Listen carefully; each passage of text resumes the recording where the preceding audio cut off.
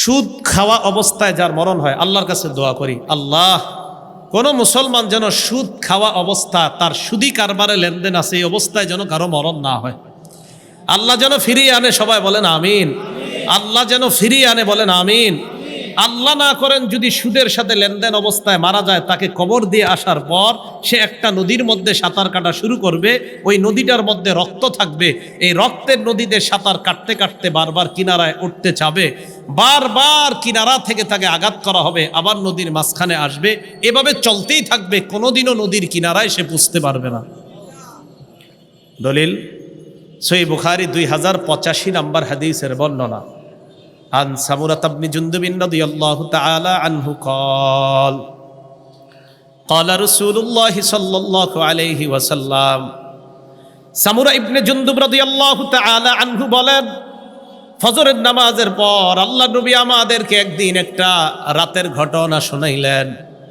নবীজি বললেন, রাআইতুল লাইলাতা রাজুলাইন আতায়ান, আমি দুই ব্যক্তিকে দেখলাম আমার কাছে আসছে। ফাখরাজানি ইলা আরদিন মুকদ্দাসা, আমাকে একটা পবিত্র জমিনের কাছে নিয়ে যায়। পবিত্র ভূমির কাছে যাওয়ার পর নবীজি বলেন, আমরা তিনজন চলতে লাগলাম। ফানতালাকনা হাত্তা আতাইনা আলা নাহরিম মিন দাম, চলতে চলতে একটা নদীর কাছে গেলাম, ওই নদীর মধ্যে তাকিয়ে দেখলাম নদীর মধ্যে রক্ত আর রক্ত। আমাদের দেশে নদীতে কি আছে? পানি আছে। নবীজি বলেন, ওই নদীর মধ্যে আমি দেখলাম রক্ত আর রক্ত। হঠাৎ আমি দেখলাম নদীর মাঝখানে এক ব্যক্তি দাঁড়িয়ে আছে, ফিহি রাজুলুন কাইম, এটা নদী মনে করেন, মাঝে এক ব্যক্তি। ওয়ালা ওয়াসতিন নাহরি রাজুলুন বাইনা ইয়াদাইহি হিজারা, নদীর কিনারায় আরেকজন, তার সামনে পাথর আর পাথর। ফাকবালা রাজুলুল্লাযী ফিন নাহরি, নদীর মাঝখানের লোকটা নদীর কিনারার দিকে রওনা করছে। নদীর কিনারায় যিনি দাঁড়িয়ে আছে, রমার রাজুলু বিহাজারিন ফিহি, নদীর কিনারার লোকটা একটা পাথর নিয়ে সাঁতার কাটি লোকটার মুখ বরাবর মারে। রদ্দাহু হাইসু কানা, পাথরের আঘাতে লোকটা আবার নদীর মাঝখানে চলে যায়। নবীজি বলেন, কুল্লামা যা আলিয়াখরুজা, যতবার বের হতে চায় ততবার পাথরের আঘাত খায়, আবার নদীর মাঝখানে চলে যায়। জিবরিল আমিন আমাকে বলে, আল্লাযী রাআইতাহু ফিন নাহরি আকিলুর রিবা, ইয়া রাসূলুল্লাহ, আপনি যাকে নদীর মধ্যে সাঁতার কাটতে দেখলেন এটা হলো সুদখোর। নাউজুবিল্লাহ, আল্লাহ হেফাজত করেন। তো সুদি লেনদেন অবস্থায় যদি মারা যায়, একটু চিন্তা করেন কত ভয়ঙ্কর অবস্থা হবে। 10 নাম্বার, যে ব্যক্তি সুদ দেয়, যে ব্যক্তি সুদ খায়, যে সুদের কারবার লেখে, যে সুদের সাক্ষী দেয়, এই 4 শ্রেণীকে আল্লাহ রাসূল সাল্লাল্লাহু আলাইহি সাল্লাম অভিশাপ দেয়। যে সুদ খায়, যে সুদ দেয়, যে সুদের কারবার লেখে, যে সুদের সাক্ষী দেয়, এই 4 শ্রেণীকে আল্লাহ রাসূল অভিশাপ দেয়। নাসাই শরীফের 5103 নম্বর হাদিসের বর্ণনা। আন আলী ইবনে আবি তালিব রাদিয়াল্লাহু তাআলা আনহু আন্না রাসূলুল্লাহি সাল্লাল্লাহু আলাইহি ওয়াসাল্লাম লাআনা আকিলা রিবা ওয়া মুকিলা ওয়া কাতিবা, পরের বর্ণনায় ওয়া শাহিদা। আলী রাদিয়াল্লাহু তাআলা আনহু বলেন, আল্লাহ নবী সুদখোরকে অভিশাপ দেয়, সুদদাতাকে অভিশাপ দেয়, সুদের লেখককে অভিশাপ দেয়, সুদের সাক্ষ্যদাতা যে তাকে অভিশাপ দেয়। 4 শ্রেণীকে আল্লাহ নবী অভিশাপ দেয়।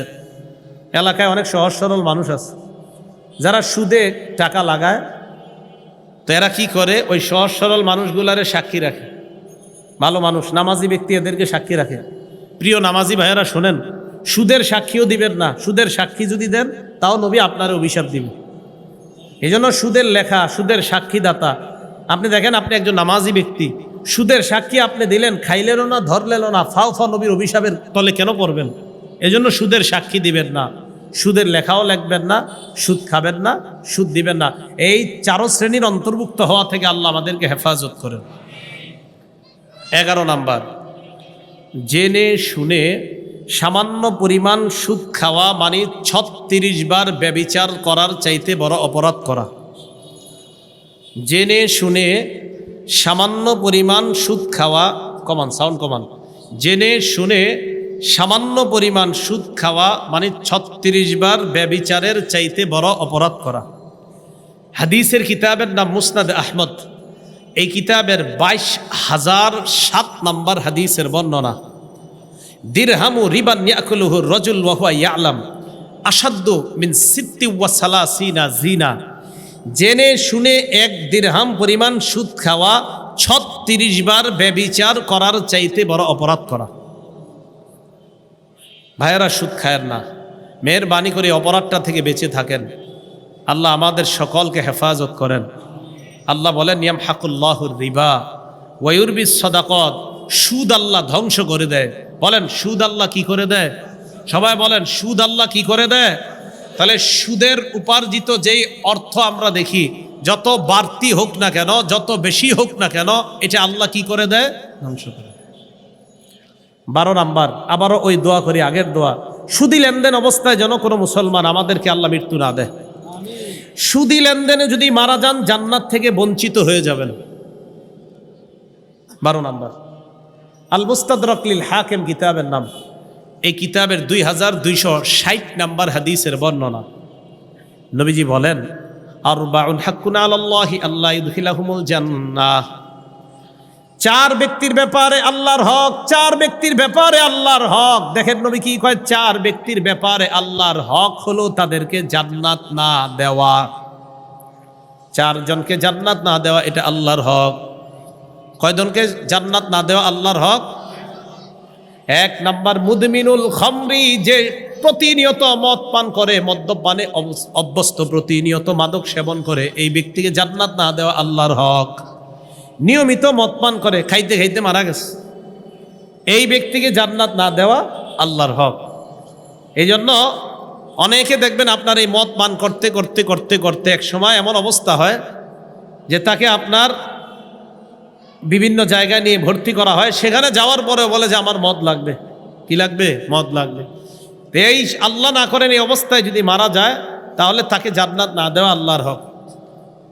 তো এই জন্য অনেক সময় দেখবেন বিভিন্ন দেশে অনেক মদে আসক্ত হওয়া ব্যক্তিরা যখন মারা যায়, যে নিয়মিত মদ পান করে, এর ব্যাপারে দেখবেন যখন প্রশ্ন করে সাংবাদিকরা, হাউ ডিড হি ডাই, সে কিভাবে মারা গেছে, দেখবেন ওখানে পেপারে পরের অংশগুলো কি লেখে একটু দেখেন, যে কিভাবে মারা গেল।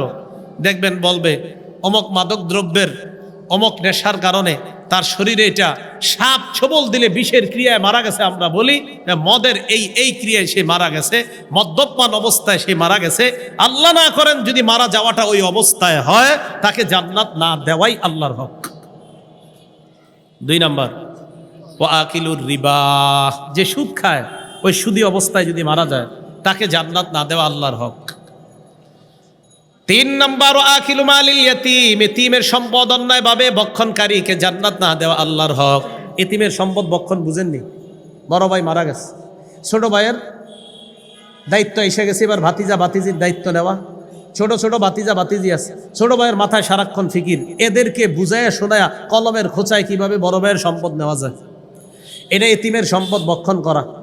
মুসলিম শরীফের 1610 নম্বর হাদিস, সারা জীবন মন দিয়ে শুনেন এটা।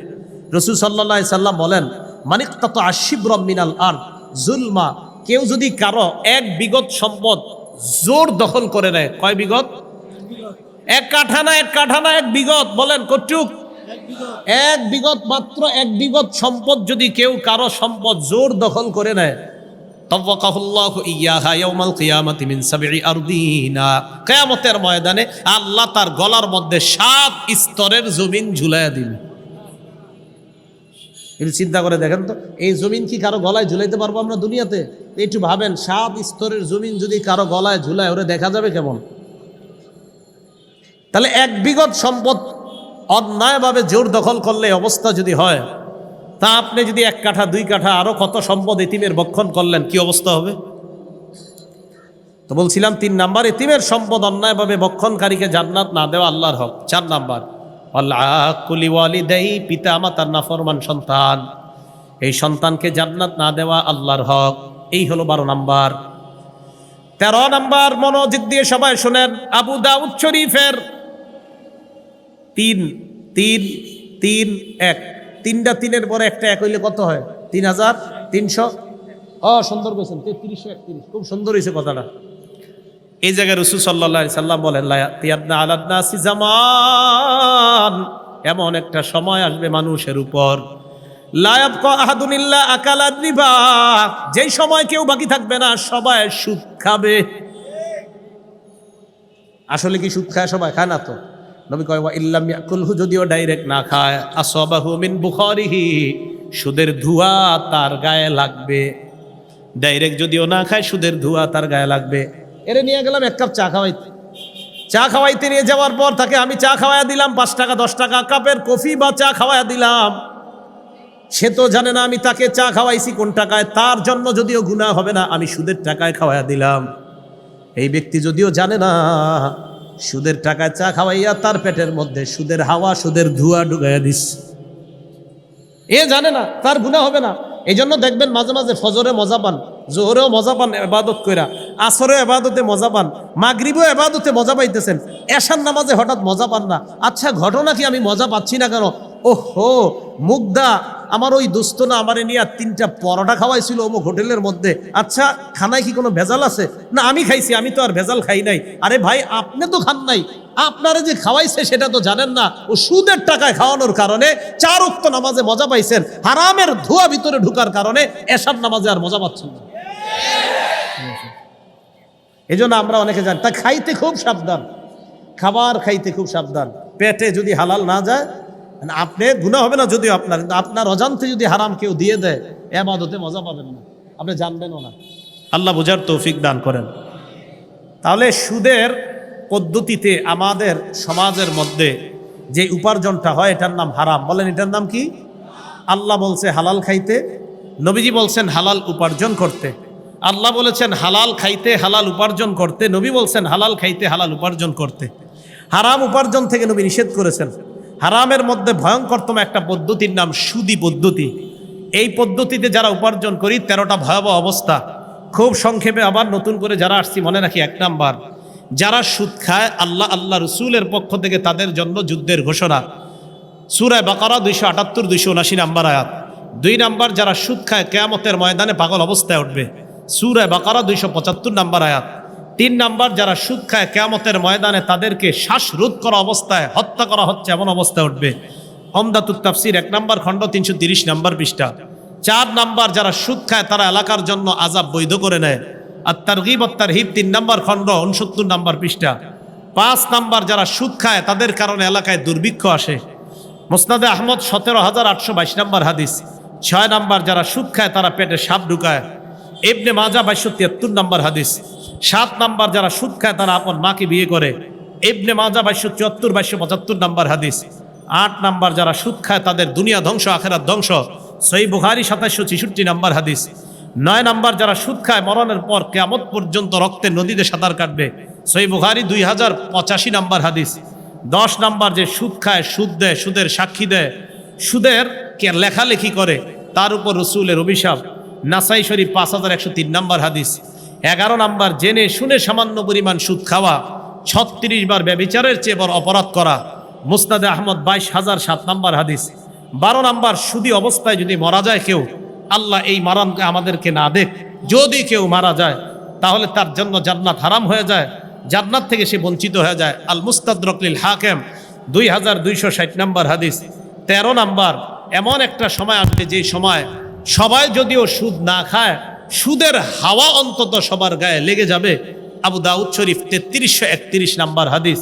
আল্লাহ আমাদের এই সমাজকে সুদ মুক্ত সমাজ হিসাবে যেন ইমাম ওলামা যারা আছে তাদের সাথে মিলে মিশে হারাম মুক্ত, বিশেষ করে সুদ মুক্ত একটা সমাজ যেন এই মুগদাবাসী, এই এলাকার আলেম ওলামা এবং আইন শৃঙ্খলা বাহিনী সহ এই এলাকার যারা উপরস্তরের লোক যারা আছে সবাই মিলে মিশে সুদমুক্ত একটা সমাজ গড়ে আল্লাহর গজব থেকে যেন এই সমাজকে হেফাজত করতে পারি।